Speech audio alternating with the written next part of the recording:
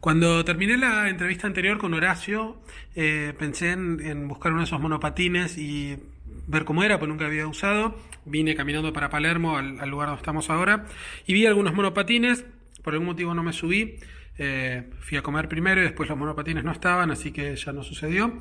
Venía para acá y conseguí unos objetos muy interesantes y algo perturbadores que ahora son un regalo. Así que nada, me gusta el piso este. Estamos en una casa muy grande y llena de objetos y obras y cosas extrañas, como por ejemplo esto que es una especie de batería desarmada que vayan a saber para qué sirve. Preséntate, por favor. Dolores Casares, aquí, Bien. en mi taller. Bien. Tengo acá tu regalo, Dolores.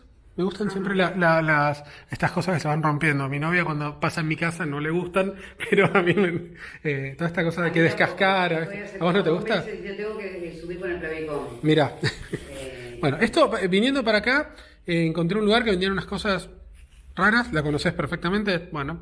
Sobre la avenida Córdoba. Sí, acá nomás. Y resulta que tenían esto que no sirve absolutamente para nada. Resulta que son los centros de las esponjas vegetales que la gente usa para bañarse. Esto no sirve para nada. Me parecieron regalos muy adecuados, así que te traje Está muy tres. bien, está muy bien. Y espero que les encuentres algún uso o de última los tires, pero bueno. No, lo guardaremos sino como recuerdo. Parece que los chicos los compran para hacer como árboles en maquetas, según me decía la señora de ahí. No entiendo qué tipo de árbol pueden representar con esto, pero viste, los estudiantes de arquitectura tienen ideas un poco estrafalarias a veces.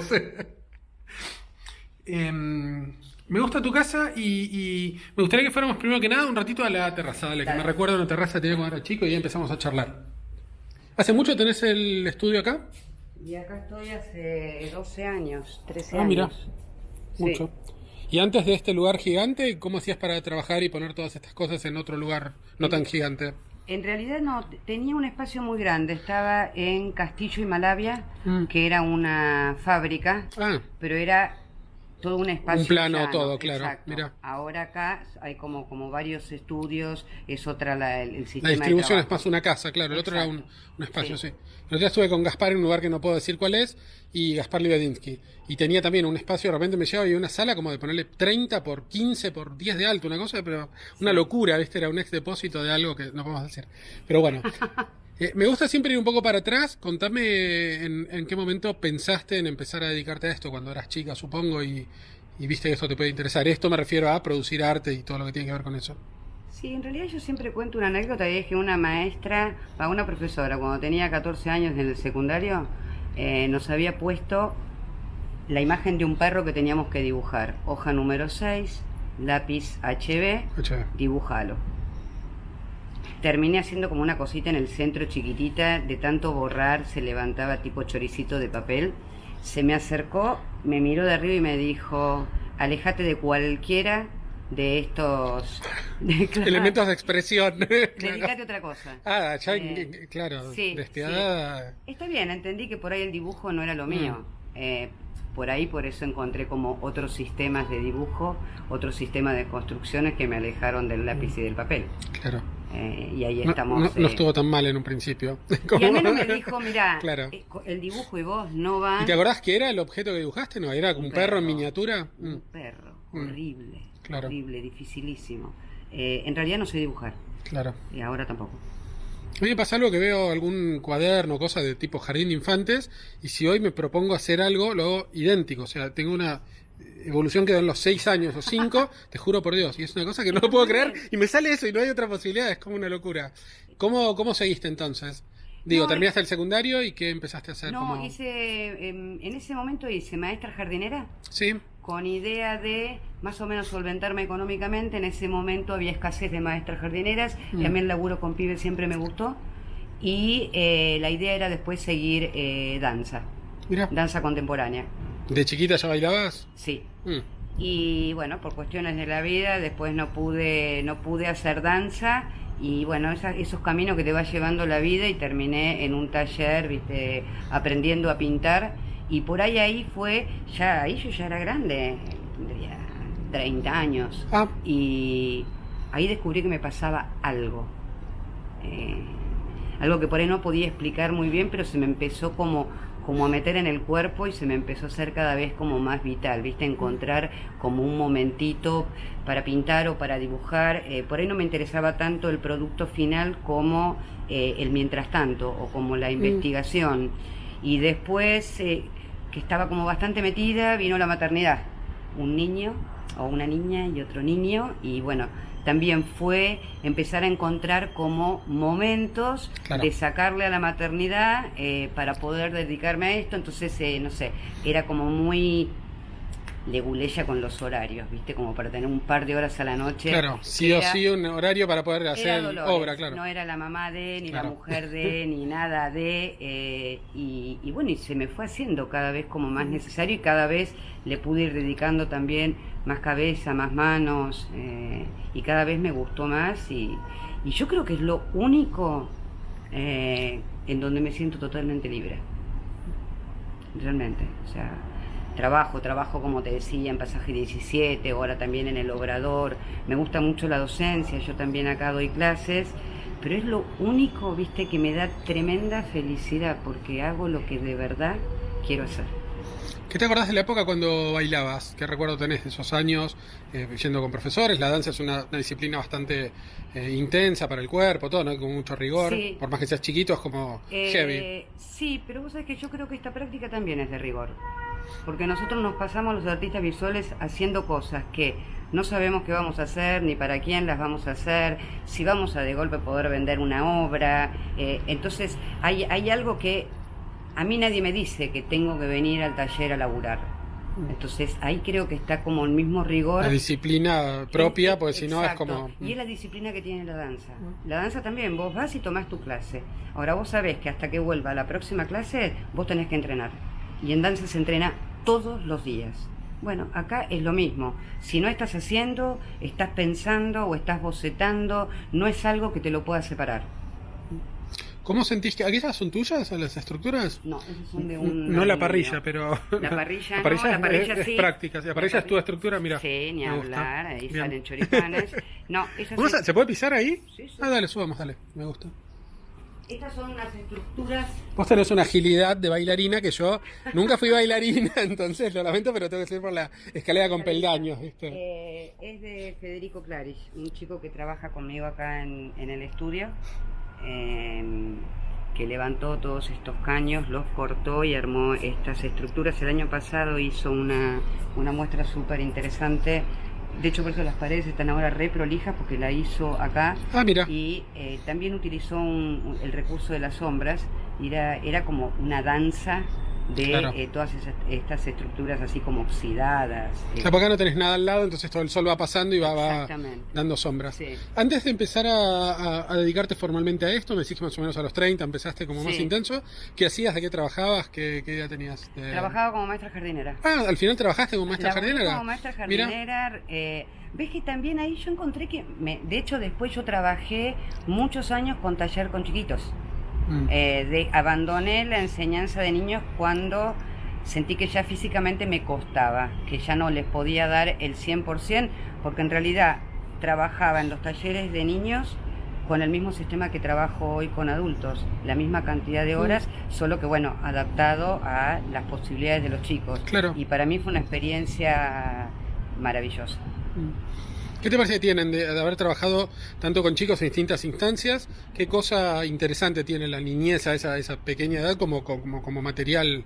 No les interesa el fin, les interesa en el mientras tanto. Una vuelta estaba charlando con un amigo socio que compartimos taller muchos años, Eduardo Medici, y justo yo estaba ordenando el taller a fin de año y le digo, estos trabajos son una belleza. En ese momento le digo, y Rocío no se los quiere llevar. Y me dice, porque los pibes son inteligentes, disfrutan mientras los hacen y después los abandonan, porque saben que si los llevan a la casa, los padres lo enmarcan, lo ponen en el living y a los chicos eso no les interesa. Claro, entra en otro sistema, la cosa que es lúdica. Los pibes, ahí está, la mesa está dada vuelta y es un barco, y la vuelven a dar vuelta y la ponen, y es una mesa, y tienen una capacidad de ver en donde nosotros nos vemos y de pasar por encima de qué es bueno, qué es malo, qué es lindo, qué es feo. Después te das cuenta que a los chicos les entra el prejuicio del adulto. el adulto, el maestro es el primero que le dice si está bien o no está bien. ¿Cómo le vas a poner una peluca azul si no existe el pelo azul?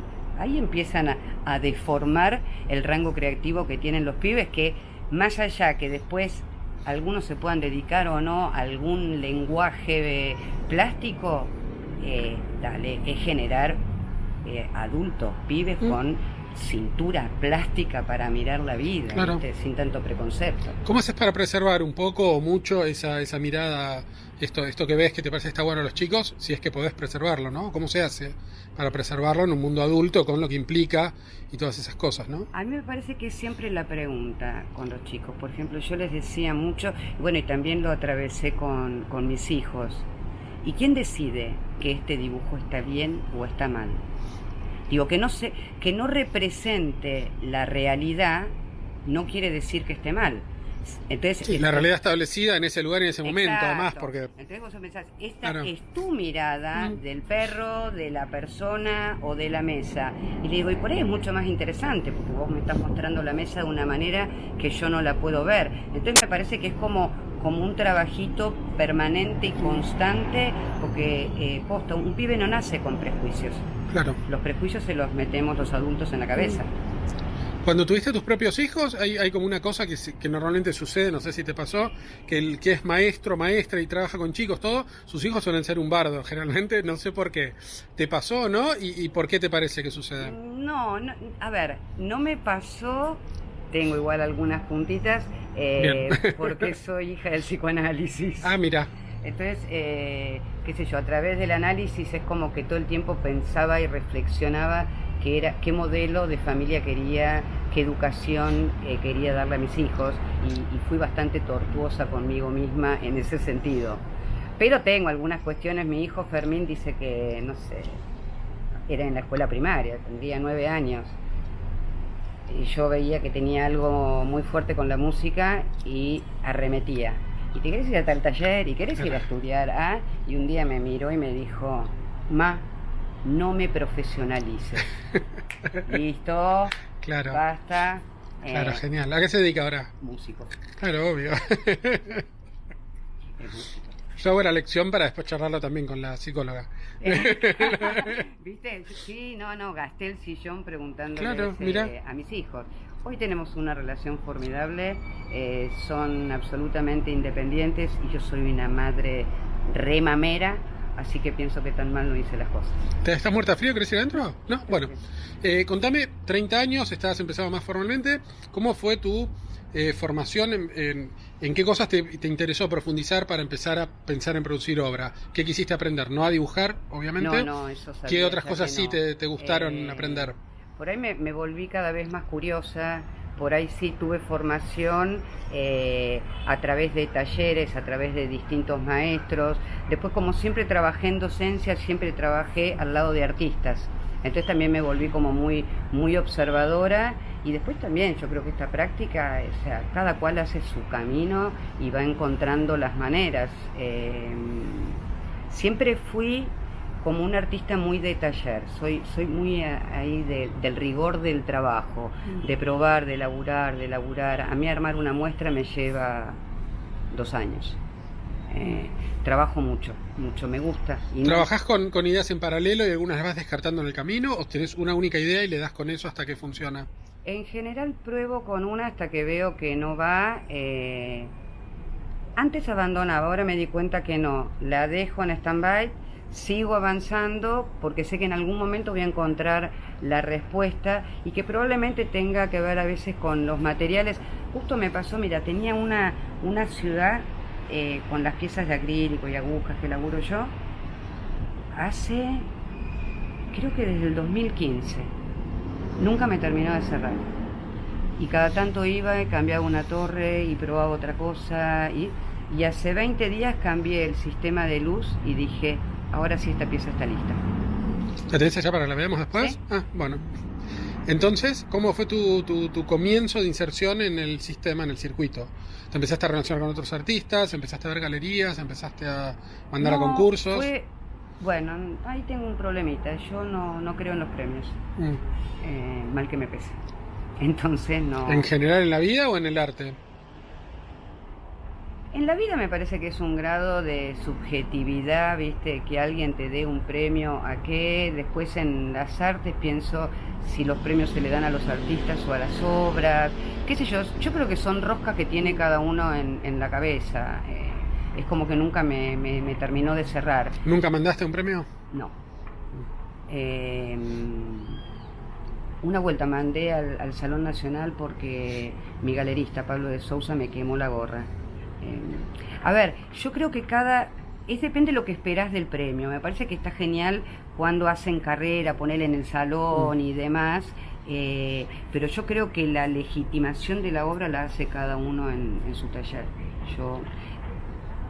Que si hago una muestra viene gente y te habla bien de lo que haces y de tu producción, es absolutamente grato, pero yo no saco ningún trabajo que yo no considere que esté bueno, que al menos que dé al 100%. Tiene que pasar tu filtro primero para que otro pueda verlo y en todo caso evaluarlo, pensar. Y después fue muy, muy fortuito mi entrada en el sistema de lo que serían galerías comerciales, porque en el 2009 creo yo estaba haciendo una muestra a la cual la visitó la Galería de Sousa, y a partir de ahí empecé a trabajar con ellos y bueno, llevaron mi obra, viajó mucho, y como que entré en un sistema de mercado, y la verdad que me ha ido como bastante bien. ¿Hasta ese momento trabajabas todavía de maestra jardinera? No, hace 1000 años, de hecho... No, digo, en el momento en que entraste en la galería, no, ¿ya de qué trabajabas? No, en ese momento ya estaba trabajando en Pasaje 17 y yo tenía mi taller donde siempre di clases. Está bien, ya estás dedicada a situaciones de arte y vivías de eso. 100%. Bien. ¿Tenés como alguna idea preestablecida, así muy estricta, de que el artista conviene que no dependa de la venta de su obra para seguir produciendo y para vivir? ¿O no? ¿Y te encantaría vivir solo de lo que vendés y no tener que hacer cosas secundarias como dar clases y esto? ¿Viste cómo es esto, no? Todo tiene como un filo. Tiene como alfilercitos que uno entra, uno sale. Sí, porque de golpe se plantea el artista como profesional, ¿por qué yo no puedo vivir de mi trabajo? Qué sé yo, hay realidades. Yo tengo prácticamente 60 años, entonces no es lo mismo que esto se lo plantee por ahí un pibe que tiene 25. Particularmente como yo construí mi carrera, ya te digo, y trabajando en la galería y trabajando en mi taller dando clases, siempre sentí que no le podía pedir a mi obra que me diera de comer, no porque no me lo mereciera, sino porque defendía como a ultranza el tema de la libertad con la producción. Entonces, si yo tengo que pagar el alquiler de mi taller con la venta de obra, estoy habilitando que un mercado pueda meterse ahí, como en su momento me pasó y me dijeron, bueno, pero mira, quiero llevar esta cantidad de piezas a Miami, pero en Miami les gusta el color, métele con el color. No, en mi obra no existe el color. Claro. Entonces era como esta mecánica, no creo que de capricho, de verdad. Sí, de querer tener una libertad y que no te condicionen, mucho, claro. Exacto, y de no tener que estar, viste, con tiempos estrictos para poder entregar, pero bueno, yo creo que cada cual lleva su camino adelante, sí, claro, y a cada uno le como puede y como el que le entienda. funciona, tal cual. ¿Alguna vez hiciste obras a pedido para una empresa o para algo? ¿Así una instalación, un site specific? Nada. No. ¿Harías? Habría que ver cuáles son las condiciones. Yo creo que en la medida en que nada interfiera, contamine con tu laburo tal como lo querés. Claro, ¿viste? Entonces yo trabajo con negro y dorado, y vos decís, no, bueno, pero yo quiero que me lo hagas en No, fluo. plateado, no, dorado no va plateado, en Miami va la medida plateado. que yo pueda adaptar mi trabajo a Sí, a lo que ese quiera el espacio, que, claro. Ningún problema. Bueno, me gustaría ir para adentro. Primero quiero saber, ahí arriba tenés la cámara de criogénesis, ¿no? Donde dormís, pues tenés 60 años. Me parece que no tenés 60 años, algo pasa que te metés ahí y... No, pues no, parece 45, ¿no? 60. ¿Tenés algún secreto ahí arriba? No. No, pero ¿De cámara? No, digo una cámara donde te rejuvenece o algo, ¿no. ¿No? Bueno. Trabajo. Vamos. Disfruto mucho lo que hago. Mira. Pero de verdad sabés que no parecés 60, ¿no? No sé qué decir. Bueno, no me digas nada, te digo la verdad, o sea... Estoy feliz con lo que me decís. No era para que estés feliz, pero es la verdad, ¿qué va a ser? Estos son son pedazos de caño de cable canal, ¿no? Sí. O algo parecido, mira, ¿es tuyo o no? No. Eso es... ¿ves? Acá está. Bueno, esta vez es la ciudad que te decía. La ciudad con mirá los reflectores que son de lindos, preciosas, a ver. ¿Querés apagar la otra? ¿Así se ve mejor, no? Sí, claro. Ya que estamos. Me encanta. Sí, divino, divino. ¿Y qué te...? Ah, van aparte cambiando las... Se prende y se apaga, todo un sistema complejo, por supuesto.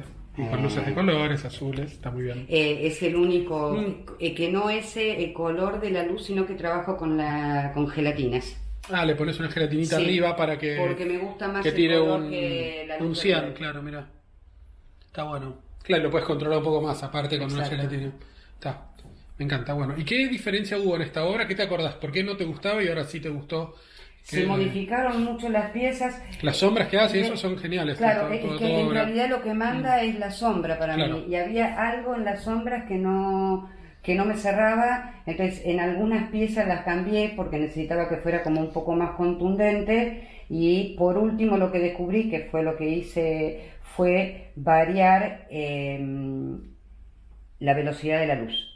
Que Sí. era muy pequeñito, pero había como una diferencia. Quien trabaja conmigo con las luces es Santiago Delfino, capo total, genio, que no sé cómo todavía no me ha tirado por una escalera, que ha laburado muchísimo con Leo Núñez, entonces de ahí es que lo conocí. Yo no hago las plaquetas. Conozco el sistema, sé cómo funciona, pero Santi es el que se encarga de hacerme... Me gusta preguntar sobre los superpoderes que cada uno tiene. No sé si querés contar alguno. Me dijiste que puedes modificar la velocidad de la luz, lo cual es algo que ya es, ¿no? Un superpoder en sí, como mucho. Pero ¿tenés alguno más que quieras contar? Sí, me encanta, me encanta. No, mi superpoder es poder lograr de que Santi, por ejemplo, no me abandone y siga trabajando para mí, que lo siga convenciendo. Porque posta a veces, por ejemplo, hay otras opciones. Yo trabajo todo con luces. Acá adentro tenés... Prendé lo que quieras, lo que te ande y quieras prender, prendé. Y si no, prendemos la luz de arriba, como vos quieras, pero no pasa nada. No pasa que acá no Dale. se ve, pero Ah. por ejemplo... Sí, no te pongas a armar nada, me contás, no importa, no hace falta. Em, Ahí estamos, sí. ponele Esto es una caja gigante que dentro que tiene. Y adentro tiene 14 piezas de acrílico con un Bien. doble sistema de luz random, que vos ves, solamente ves la sombra, no hay forma de que vos veas las piezas adentro. De hecho, originalmente no tenía techo, hasta que descubrí que la gente alta, viste, hacía así y Te esquiaba. sacaba el truco, claro. Y dije, no, porque yo no quiero que se vean las piezas. Solo atrás está abierto, entonces lo que va es la sombra hacia atrás. no. Ah, Son 4 pantallas. ¿y por dónde sale? Se refleja acá y acá se ven las sombras. Todo alrededor. No aprendas, no Si aprendas. no, no te busco, preocupes. no encuentro el alrededor. Vos ves acá una pantalla que Sí. tiene como una situación de sombras. En cada lugar una diferente. Y en cada una Claro, tenés mira. una diferente. Y arriba también, claro. No hay, o sea, solamente ves las sombras. Y nada, por ejemplo, el doble circuito de luces hace que sea prácticamente imposible que vos puedas ver 2 veces la misma imagen. Acá tenés una cantidad de posibilidades que es una locura. Infinitas, Mira. infinitas. Mira. Entonces, para hacer estas pruebas, por eso de verdad además valoro muchísimo el trabajo de Santi, que Santi también es artista, que no es un dato menor, porque a veces son pequeñas variaciones de luz y viene Santi, graba con el Arduino la plaqueta y lo ponemos, se va Santi y por ahí pasan semanas que yo entro, observo, veo, vuelvo y digo, Santi, necesito que modifiquemos, y viene Santi con toda su paciencia y a veces, no sé, 6, 7, 10 veces lo voy modificando. Mira, ¿qué es lo que te interesa de la luz y de la sombra? ¿Por qué elegís eso para trabajar? Porque en realidad... ¿Qué te interesa en realidad más, la luz o la sombra? La sombra. La sombra. La sombra. De hecho, viste que hay como una necesidad de la gente de decir, bueno, si trabaja con movimiento es cinética, si trabaja con estructura es geométrica. Claro, Bueno, sí, encasillar, claro, todo. no creo que sea cinética, creo que el cinetismo murió, no creo que sea geométrica, y si me obligan a tener que entrar en una casilla, voy a la escenografía, Mira. me voy al teatro, me voy a este lugar donde de golpe yo he hecho ciudades de 40 piezas que tienen como muchísimo trabajo manual hecho ahí, y sin embargo lo que importa es la sombra, Claro. no importa el laburo de la Sí, puesta que hiciste. que es lo que en realidad te lleva el tiempo y eso después se transforma en otra cosa, en un Exacto. generador de la obra final que es la sombra. Sí, yo tengo la sensación de como Mirá cómo que se van haciendo, claro, es una locura, sí. La sombra es como si todos lo tuviéramos incorporado de nuestra infancia. Claro.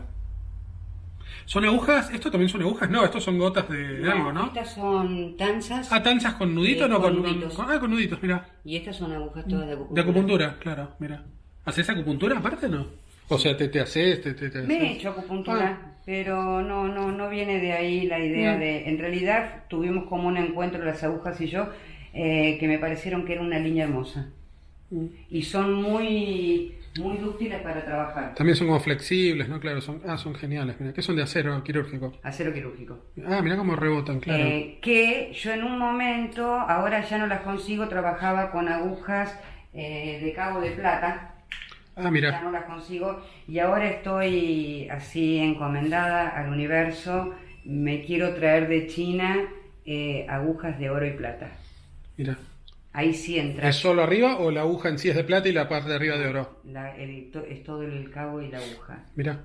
¿Y qué diferencia tienen esas en lo práctico para ellos, como cosas ellos terapéuticas? tienen como una cosa, sí, no tengo muy claro qué es, ¿viste? Pero tienen algo terapéutico que con lo del oro. La plata no, es más, creo que las de plata son solamente los cabos.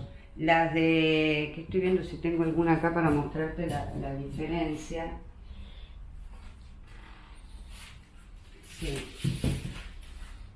¿Ves, por ejemplo, que los cabos son más blancos? Sí, ¿estas son mucho más cortitas o las cortas vos? No, en realidad las agujas tenés de esta medida Sí, hay hasta distintas, 20 claro, centímetros. Mira. Yo siempre he visto esas largas como la que me mostraste, pero no sabía que había No, cortitas hay de todos los... Mira. ¿Solo trabajaste siempre con agujas de acupuntura o con otras agujas? No. ¿Estas que tienen cobre afuera? Sí. Mira. Eso no te veo. Sí.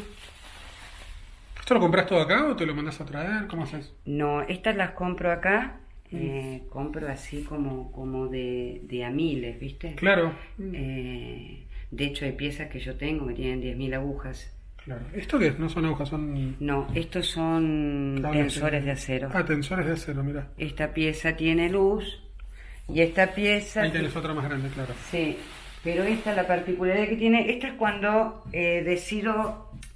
Acá venía como queriendo alejarme de la pulcritud que tiene el acrílico, ¿viste? La asepsia. Sí, lo impecable siempre queda plateada, perfecta, lisa. Y como estaba media ya enroscada con el tema de la ciudad, el acero me parecía que era un material muy citadino. Y hice esta primera pieza, que también tiene, estos tachitos están hechos adrede por el tema de tachito de teatro, proyecta sombra. Y aquella pieza ya directamente por un tiempo abandoné el acrílico y tiene una mezcla de las tanzas esas tanzas que yo laburo que se vuelven azules con la luz UV. Ah, son tanzas que se vuelven azules con la luz, mira. Exacto, vos ves, por ejemplo, esta pieza vos así la ves transparente, si yo te la prendo se vuelve toda azul. Se arma todo un entramado, mira. Eso sí son, esas las tengo que traer de Italia. ¿La tanza esa? ¿Para qué se usa? Se usaba hasta que se prohibió acá en Argentina para la pesca de mosca. Ah, mira, con mosca para pescar truchas, eso, mira. Pesca de mosca nocturna. Después se prohibió acá. No sé, se pesca de noche mosca, claro. Y las tanzas de trucha con mosca, digo, sí. No las trajeron más, así que yo las últimas veces que hice la compra me las tengo que traer de Italia. Mira. Y en esos casos no te interesa, entiendo, tanto la sombra, porque ahí lo que estás haciendo es justamente lo opuesto. Justamente ahí trabajo sobre lo que pasa con el objeto. En realidad con el tema de la sombra empecé con las ciudades de este formato y sí después fue que hace un par de años volví al papel y aquí ya las sombras... ¿Estos son hilos de distintas cosas? Estos son hilos de bronce, empecé a trabajar de plata y de oro y plata. Y trabajar las sombras como de otra manera, que es como una vuelta al plano. ¿Esto es como un coserlo o cada uno empieza y termina y tiene una puntita atrás o vas como llevándolo? Voy cosiéndolo. Vas cosiendo, sí. O sea, empieza y termina todo con un... No uno porque vas por trechos. Ah, por trechos, porque está, pero... además estos hilos son como bastante delicados. Duros. Claro, digo, pero no es cada pedacito un pedacito de hilo que empieza y termina, vas como... No, es como que haces situaciones. un hilo así, se acabó, lo pegás y seguís. ¿Y esto otros son? Y eso es hilo de rayón. Y Bien. todo es sobre papel de algodón. muy grueso de 320 gramos porque yo laburo con la tensión. Y acá tenés otro que veo que son unos hilos distintos. Estas son esas soguitas que se estiran, ¿no? Doradas. Mira, esto es elástico. Claro, sí, sí. Yo hice sí un par de instalaciones. Esta la desarmé, una instalación que me invitaron Agustín Montes de Oca. Claro, le hice nota a Agustín en la casa. ¿Mapa? Le hice nota en la casa hace poquito para un grupo. Bueno, estuve en Mapa y ¿estuviste en la feria? No. Bueno, mega lugar tipo galpón y había como unas columnas de hormigón tremendas. Ahí tiraste estas entre una columna y otra y armaste. Entre una Mirá, columna y la otra. ¿algo así como eso? Ponele, sí. Mira, una locura, qué bueno. ¿Muchos metros? Sí, estuve 4 días internada laburando ahí, no se podía. Y acá tenés estas otras que son como... Acero. Sí, acero, claro. Con tanzas de acero también. Este tipo de obra, este concepto de obra, ¿cuántos años hace que lo estás trabajando? Esta cosa de líneas y de pequeñas estructuras y esto. Suponete que estoy desde el 2008. Yo había hecho una muestra, creo que fue por el 2006, que fue la primera vez que trabajé con algunas agujas de acupuntura y con agujas de coser, que había fallecido mi abuela y me dijeron que, bueno... Tengo un costurero de tu abuela histórico, en la ¿no? familia, viste, Sí. Cada vez que se tiraba algo decían, avísenle a la negra, viste, que capaz que ella lo quiera. Y había una bolsa enorme como de toallitas y todos bordados exquisitos, y encontré material desde mi bisabuela. Ellas bordaban y tejían y hacían ese Exacto. material, mira. La idea de que, por ejemplo, que se hacían todo el ajuar, Claro. se lo hacían todo bordadito. a Esas mano. tradiciones que sí o sí había que fabricarlo Cosa que uno. jamás después se volvieron. ¿Sabes? Yo me acuerdo que es más, estaban todas las marcas hechas, viste, como oxidadas. Claro, y sí, yo sí. decía, qué horror, tanto trabajo y en la nada. Bueno, Entonces ahí tomé todas las telas desde mi bisabuela, abuela, o sea, llegué hasta mí, mi madre, tías, abuelas, y fui tomando, puse sobre bastidores de bordados todas las telas de mis mujeres ancestrales y empecé a intervenirlas. Algunas con más ironía, otras no. Puse bastidores de bordado con pluribol, pero fue toda una muestra con... Un poco era a trabajar sobre el otro estatuto, viste, del laburo de la mujer en ese momento. Claro. Que ahí ni se hablaba ni de feminismo. era sentate y hacerla jugar el tiempo que haga falta y listo. Ya está. Totalmente. Y ahí me encontré con la idea de la aguja. Y fueron las primeras, a ver, sí, 2005 o 6 creo. Ahí yo veo fotos de esa muestra y aparece la sombra de las agujas. Yo me acuerdo de que me había gustado la sombra, pero recién muchos años después empecé a laburar con la sombra. Mira. Si querés agarrar esto un minuto, Tomá, pues vos seguramente tenés más experticia en que simplemente moverlo por ahí, anda mirando, como para que hagas un recorrido por esa pequeña ciudad que seguro vas a encontrar cosas que yo no sé ver. Y pero por ahí hay que apagar la luz. Sí, te pago, ¿cuál era? La de allá, ¿Acá? sí. Vale. ¿Sabés Seguramente qué? van a aparecer cosas que yo no... Ahora que me decís esto, en la Feria Mapa se cruzó con un trabajo mío Andrea Prodan, Ah, mira, el hermano de Lucas, claro. el hermano de Luca, el cual está armando un show con las canciones de David Bowie, Sí, y yo le voy a hacer ya tengo todo hecho. la puesta de luces y de situaciones atrás. Mira. No, le Ah. estoy haciendo los videos Sí, con videos. las ciudades. Sí, ¿para qué prendo atrás? Que los va a pasar. De hecho, tiene ahora el 20 de julio. Andrea está viniendo esta semana. Entonces, ponele, abre el show, ahí abre con una canción de David Bowie, él, y van a estar las ciudades proyectadas atrás. Y después hay una canción en el medio y la canción de cierre con las imágenes de la ¿Construiste sombra de las una ciudades. maqueta, una obra de estas especial para proyectar ahí o lo hiciste digital? ¿De qué manera fue hecho? No, lo hice con las mismas Analógico piezas acá que con tengo esto. acá, lo pusimos ahí, lo filmamos, trabajé con Stanislao Bucel, que es de fotografía, de cineasta, Melina García también, ahí todo el equipete que me ayudó. Y ahora el 20 de julio se inaugura digo yo, cantan la banda. Y la verdad que fue todo una aventura. Bueno, conocerlo a Andrea ya es una aventura, es un personaje maravilloso. Todos fuimos medio fanáticos de Sumo. Sí, claro, no podés no ser fanático de Sumo, claramente. Y fue muy fuerte porque la primera vez que me dejó un audio, me impactó. Habla aparte bastante parecido a Luca, él por el... Igual. Vos sabés que yo llegué a casa, venía un día re cansada, ¿viste? Cuando tirás el celular. Mensaje, ¿quién es Luca? La reputa madre, claro. Y yo, se me heló la sangre. Claro, ¿qué pasó? Ahí dije, y estaba Carlos, mi marido, que me dice, es Andrea, el hermano de Luca, y yo, ¡tarán! Claro.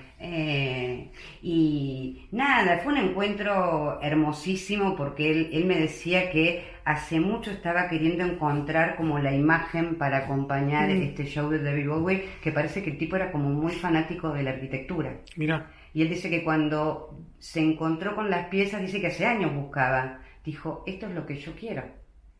Así que fue como un encuentro muy emotivo. Es un placer trabajar con él, ya te digo, primero es un personaje maravilloso que lo sentás ahí y decís, decime todo lo que quieras.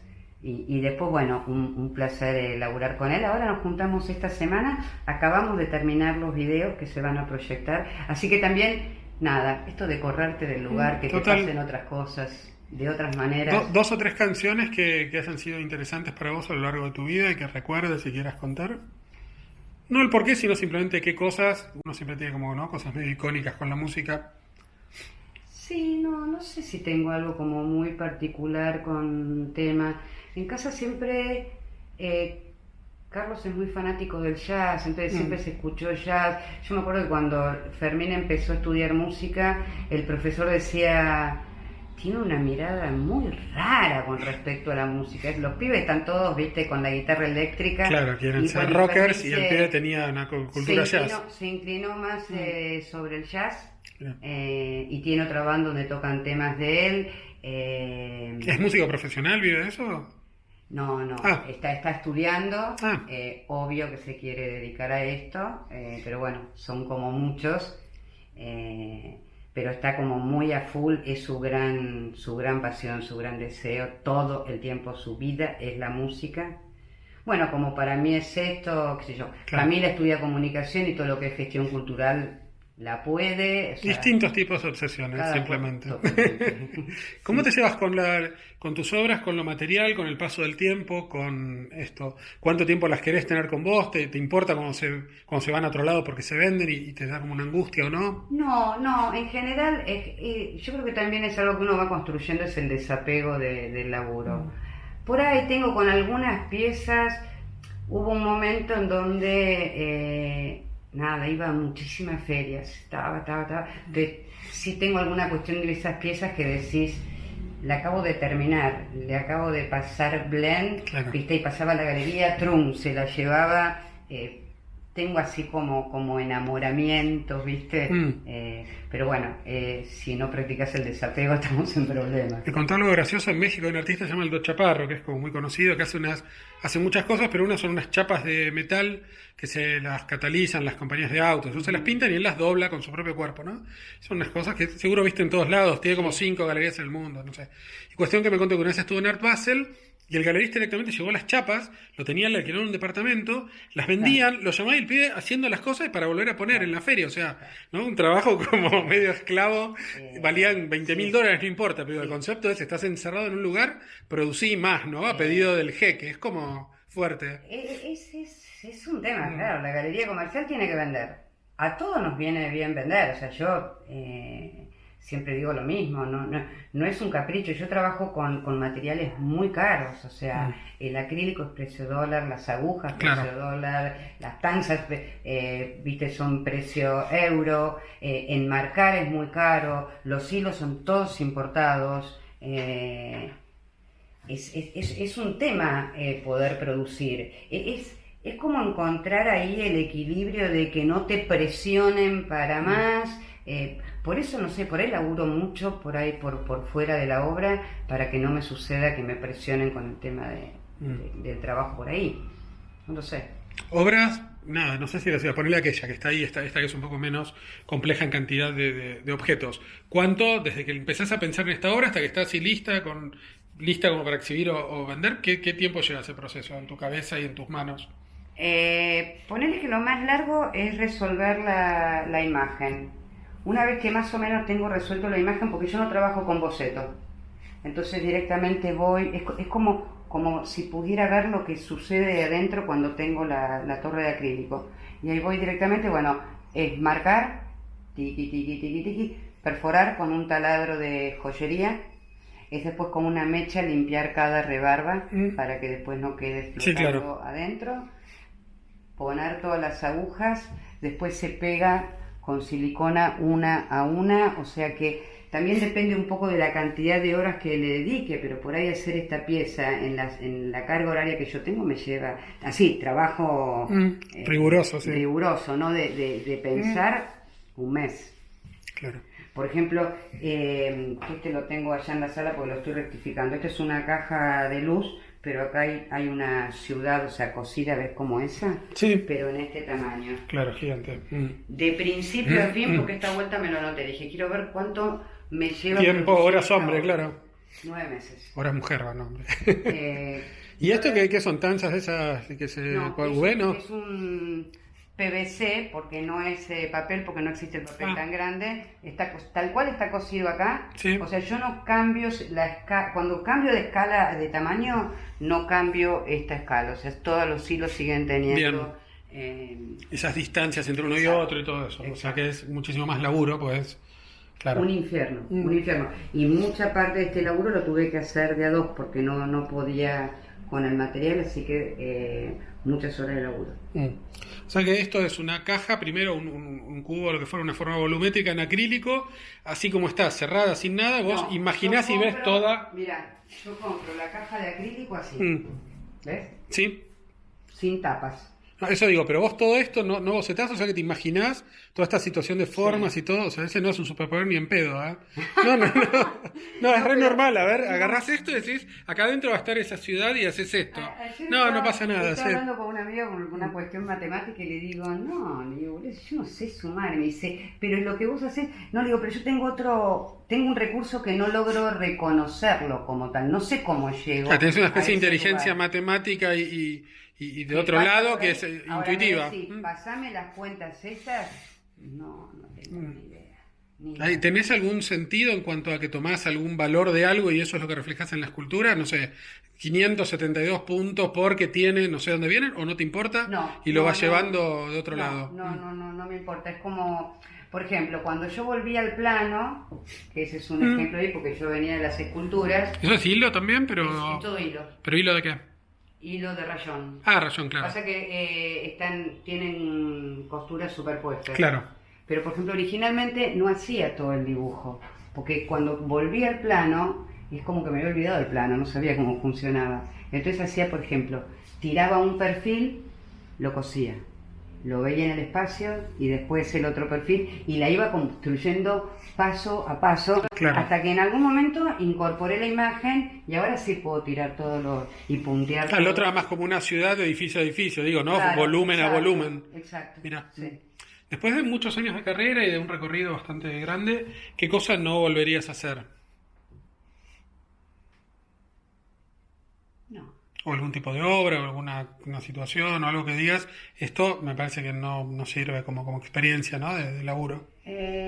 Yo arranqué con la pintura, para mí fue todo como, así como pasito chiquito, tratando de que siempre el paso sea firme. Me asustan los pasos grandes, porque siento que ahí sí puedo caer en el vacío. Pero ir, al menos con la mínima certeza, si le podemos decir certeza, en esta práctica. No. Es más como soy de la idea de que también el equívoco nos enseña más que el acierto. Entonces, obvio que me equivoqué millones de veces, pero siempre lo volví a mirar, lo volví a analizar y algo me dejó. Cuando estás haciendo una obra y algo te sale no como esperabas, ¿qué pasa? ¿La deshaces? ¿La volvés a empezar? Si no me gusta, listo. Si no te gusta, pero si funciona y te cambió el recorrido por el que ibas, seguís y experimentás. A mí me preguntan, por ejemplo, francamente, cómo fue que empecé a trabajar con el movimiento de las luces, y te digo, yo estaba haciendo acá una prueba estaba probando en ese momento un sensor, qué sé yo, porque se me dio a probar con un sensor, y puse, viste, claro, era como el farolito que se caía, entonces le puse una piedra encima, viste, que el sensor ahí, me di vuelta, me enganché mal con el cable, que sí, de golpe, viste, el sensor se volvió loco y se empezó a mover la luz. Y yo dije, ¿qué pasa? Eso es genial, claro. Claro. Y ahí empecé a trabajar con las sombras en movimiento. Entonces, yo creo que uno tiene que estar como... atento a la casualidad si atento, suma, claro. Sí, a lo que no sabemos. Y eso es lo que nos va a aportar. El universo, el azar, o como lo quieras llamar, es 10 veces más sabio que todos nosotros. Solo tenemos que estar atentos. Total. Y no creer que nosotros somos tan geniales. Total. Que vayamos a algún otro sector, así terminamos de charlar por ahí. Mostrame acá, tenés una colección de mini pinzas. Y estas pincitas las usan los cocineros algunas, ¿no? Estas, ponele o no. ¿Viste los que hacen cocina tipo molecular, que ponen un pétalo de una flor? Yo veo que tienen eso como colgado. Sí, es como... un horror, esto es de medicina. ¿De dónde estás? ¿Son de medicina? Mirá. Estas son de medicina. Tenés acá todo un kit de pequeñas... Porque yo trabajo mucho con todos los elementos de joyería. Claro. Porque fíjate que... Sí, tenés tamaños de cosas que son como super mini. Es diminuto. Claro. Y después tenemos, qué sé yo, por ejemplo, bueno, a ver dónde están acá, ¿no? Hilos, sí, además, bueno. Hilos tenés allá, miles, sí, claro, hay una cantidad. Ahí tengo. ¿Para qué se usan? ¿Para electrónica esos hilos? ¿Normalmente para qué son?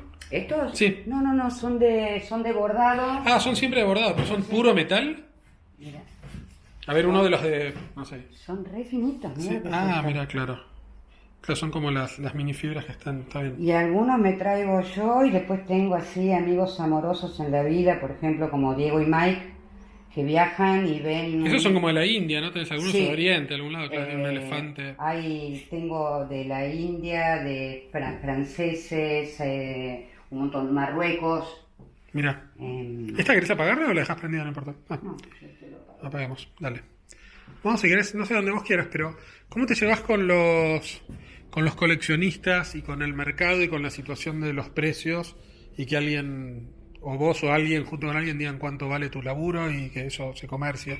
En realidad eso lo labura un medio con la galería, o sea, bueno, ya como la obra ha viajado mucho y hay colecciones súper importantes que tienen el trabajo, ya hay un precio que está puesto por el mercado, y del cual soy absolutamente respetuosa. ¿Te parece que alguna cosa fue como un hito en esta construcción de tu precio, que de ahí en más hubo como un cambio? ¿Entrar alguna supercolección, alguna cosa que haya sido decisiva? Eso te da un rango, ¿viste? El pertenecer a colecciones. ¿En dónde estás que te guste, por ejemplo? Espérate que ahora me acuerdo el nombre. Pablo de Sousa, con el cual me llevo muy bien. Yo lo conocí a Pablo, era muy pibe. Es un tipazo. Siempre me dice que soy como un bicho de taller. Yo no diría, no tengo fobia, pero no estoy muy como relacionándome con el coleccionismo o yendo a espacios donde estos eventos suceden. Por ahí también lo que me pasa es que yo trabajo muchísimo por fuera de mi obra. Entonces, el tiempo que me queda para producir obra... Para producir obra y no para hacer sociales, claro. Me meto de ese lado, ¿viste? Hay gente que la hace bárbaro, hay gente que la lleva genial. A mí, más allá de que por ahí me digan, bueno, estoy con un coleccionista que quiere ver tu trabajo y que quiere charlar con vos, bueno, en general vienen al estudio y charlamos formalmente de trabajo. Claro. Y después, listo, paro la bolsa y yo ya sigo. Claro, está bueno. Vamos, si quieres partir. ¿Qué sé yo? Viste, vuelvo sobre lo mismo. Y acá me encuentro con tu regalito. Sí, los regalos más inútiles del mundo. Uno nunca sabe. Cada cual construye su camino como puede, como le parece. Yo me pasa esto. Socialmente soy bastante parca. ¿Quieres un caramelo? No, gracias. y me queda muy poco resto porque lo Claro. o sea, es más, yo trabajo de lunes a sábado a la tardecita, todos los días. Entonces vos me decís, el viernes es mi día de taller de obra, vamos ahí a la inauguración o vemos... Claro, no. Claro. No sé si está bien. Cuando visitabas muchas ferias, ¿te llevabas tu obra a ferias de afuera a muchos lugares? ¿Viajabas vos con la obra o mandabas obra directamente? No, mandaba obra. Nunca había que hacías esos tours que hacen algunos artistas que acompañan la obra a las ferias y tal. Francamente creo que no he ido también por cuestiones de presupuesto, porque para mí, por ejemplo, mandar 6 piezas a la feria es una tremenda inversión que no sabes también si vas a vender una o no vas a vender ninguna. Entonces es toda una inversión. Es también, dejo de dar clases, no voy a trabajar, o sea, Claro. me es como un chino organizar para ir a una feria. Por otro lado, no sé si está bueno que yo vaya a una feria porque soy tan parca. Qué sé yo, la feria Carti, la he padecido, ese trato con la obra, viste, que entre tomates y lechugas y lo que vos producís no hay diferencia alguna porque se trata de un sistema Mercancía, compra-venta, claro que es. pero para mí no me ha parecido que hay un hijo. Entonces, viste, Claro. puedo aceptar que no te guste, puedo aceptar cualquier tipo de crítica, pero que haya como ese manoseo ahí, que entiendo que bueno, que forma parte, que no deja de ser un producto que alguien quiere comprar Que alguien quiere vender. y la galería lo tiene que vender porque se tiene que sostener, pero no me gusta ser espectadora de eso. Tengo más, de hecho yo siempre digo, tengo suficiente exposición mostrando mi trabajo para que encima tenga que estar yo ahí. Hijo de mi trabajo. Que las críticas o las alabanzas las reciba la obra y no vos Totalmente. de última, claro. No, así es como corresponde, así ¿Qué, tiene que ser. qué te interesa del arte contemporáneo de Argentina o en general? ¿Qué cosas te parecen que van a perdurar en el tiempo y dentro de 50 años se va a hablar de tal cosa que se hacía en esta época? ¿Qué técnicas, qué artistas, qué cosas? Yo creo que estamos atravesando la época en principio de plantearnos que ya los límites o las fronteras entre los lenguajes no existen. O sea, yo creo que ya estamos enmarcados en lo que sería artes visuales. Digo, entre dibujo, pintura, hoy ya ese límite, viste que antes era como muy claro, esto ya no existe. Después, hoy hablar del dibujo con lápiz y papel o con carbón y papel, me parece que no, estamos afuera de la copa. De hecho, yo, por ejemplo, planteo la sombra como una forma de dibujo. Claro. Entonces me parece que es como la apertura a otras miradas y a otras cuestiones. ¿Qué va a quedar? Porque por otro lado se vive con una aceleración, con un vértigo, con listo, ya está, lo terminé, va a la venta o no, se va acá. O sea, hay algo de la inmediatez que me preocupa, sobre todo para los pibes jóvenes, las generaciones que están arrancando. O sea, todo es inmediato, hay un gran sistema de lobby, no sé, hay viste como muchas cosas que me Perturban. sí, que me hacen ruido.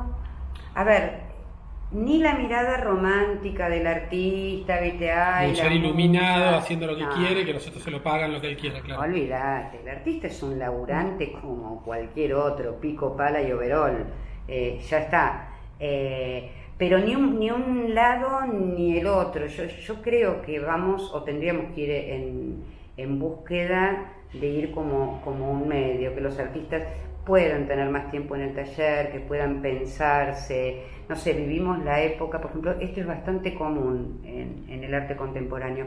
Pareciera que la palabra ha cobrado un valor tremendo.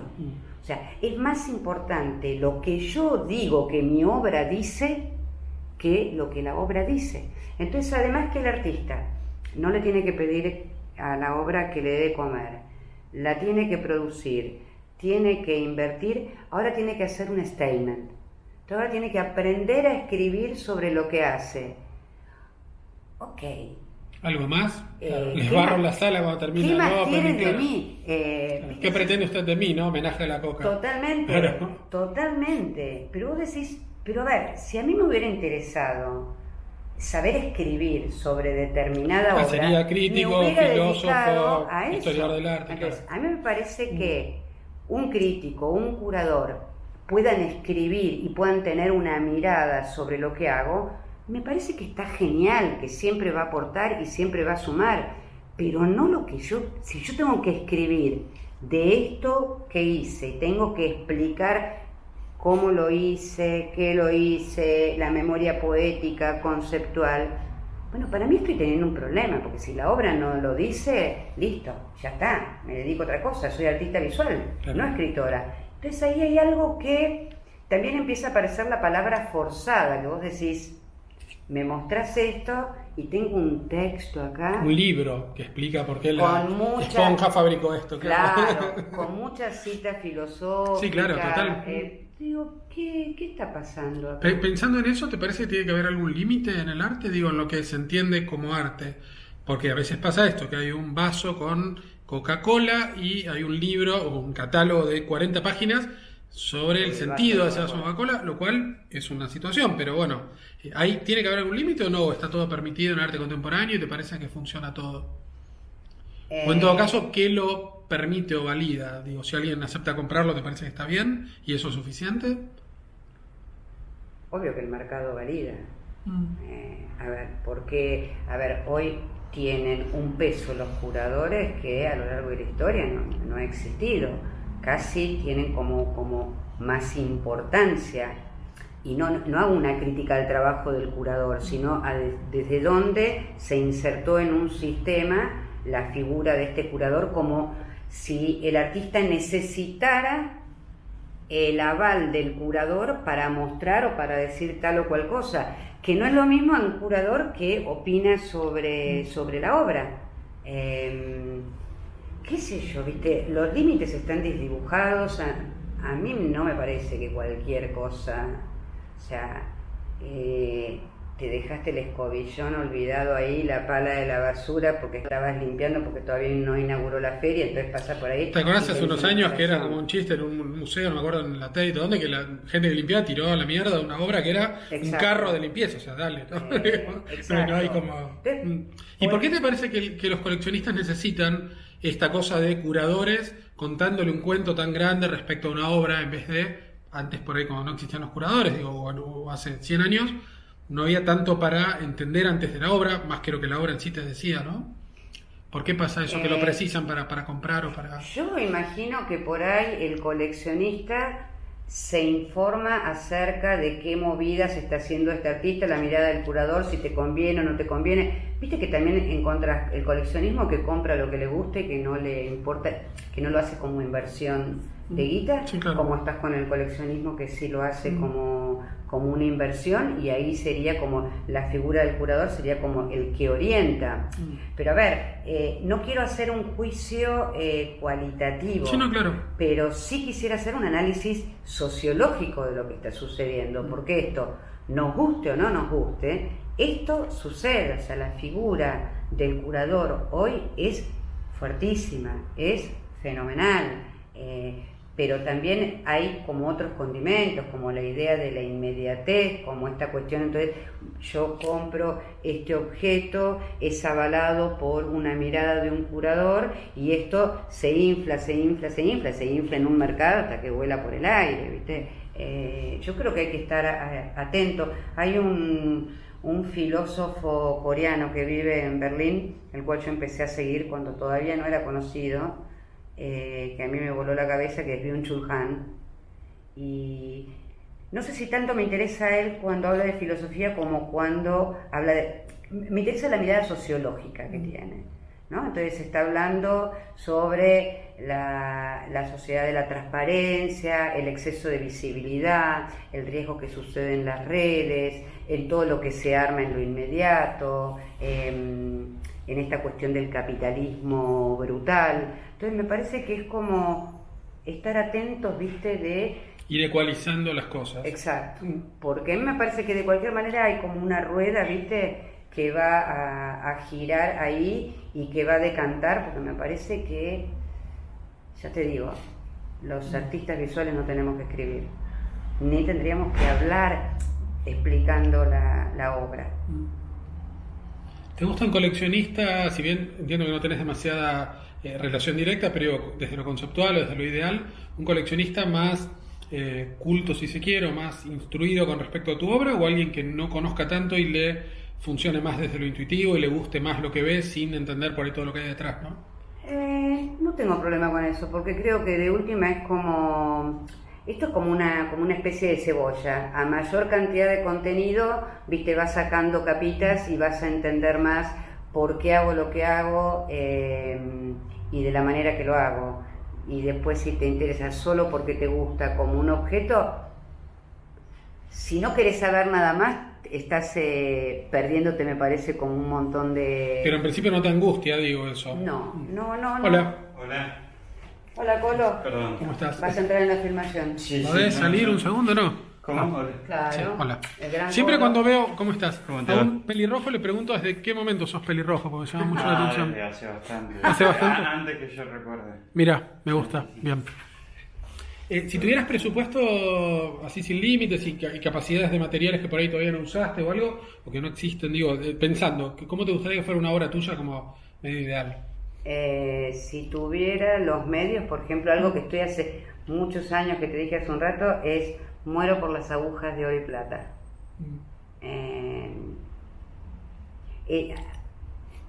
No sé muy bien, desde que las descubrí, es como, viste, cuando decís, bueno, de verdad tengo muchas ganas de hacer esa pieza, así sea una pieza como muy pequeña, porque además cuando empecé a trabajar con los hilos dorados, porque no tenía las agujas de oro, y después trabajé con los de plata y después trabajé con los de cobre, en un momento, de hecho tengo 3 piezas pequeñas hechas en bastidorcitos de bordado, que los bastidorcitos los hice plateado a la hoja, dorado a la hoja, cobre a la hoja. Se me vino a la cabeza la idea de las medallas.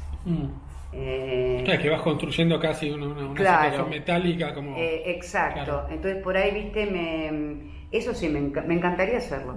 Y me quedó después pendiente también, en Faca hice este trabajo entre las columnas, me gustaría hacer Entre un dos laburo, edificios, ponele, gigantes. ponele, Claro. sí, o un mega espacio cosido así tipo arañita que va ahí en Mirá. el espacio, sí, eso me encantaría. ¿Las agujas de plata y oro te gustan así como cosas fetiche o por qué te parecen más interesantes que las que estás usando ahora?